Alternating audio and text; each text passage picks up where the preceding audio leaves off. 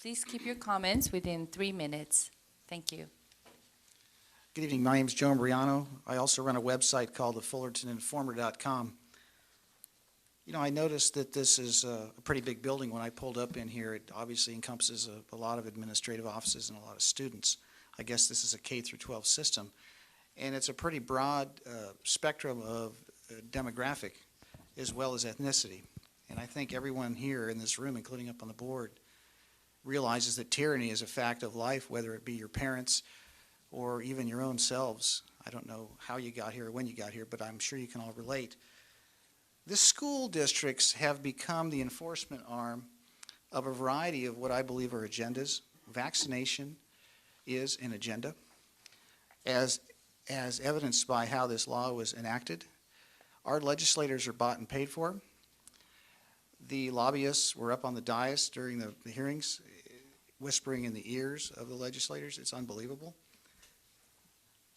The Disneyland measles outbreak involved no school-age children, and from my understanding, the strain of measles that was involved in that outbreak, the MMR vaccine has not been tested for efficacy against it.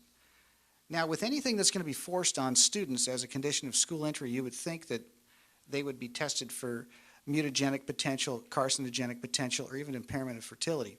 I'm here to tell you a fact, ladies and gentlemen. On every vaccine insert in Section 13, it says no such thing has been done for the vaccinations. They have not been tested for impairment of fertility. I don't know if anybody in this room is from China. China has a one-child policy in the past, forced abortions, forced sterilizations. Ladies and gentlemen, it's a very good possibility that we've laid the groundwork in this country for that.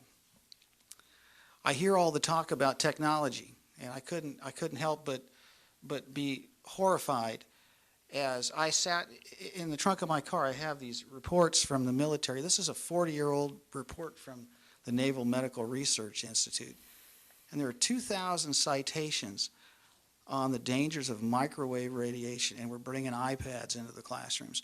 And you've probably never heard about this. Maybe the superintendent has, because I've been very vocal in other districts. But microwave radiation and wireless radiation has no place in the classroom. It is a dangerous thing. There's so much research out there. It's insane that this can be ignored for as long as it has. It's just going hand in hand with the insanity of forced vaccination. When we were forcing children to be exposed to a Class 2B carcinogen on the same level as lead, which is microwave radiation, as well as take vaccinations, You have 30 upwards seconds. of 60 vaccinations, 65 vaccinations, that have not been tested for carcinogenic potential, mutagenic potential, or impairment of fertility.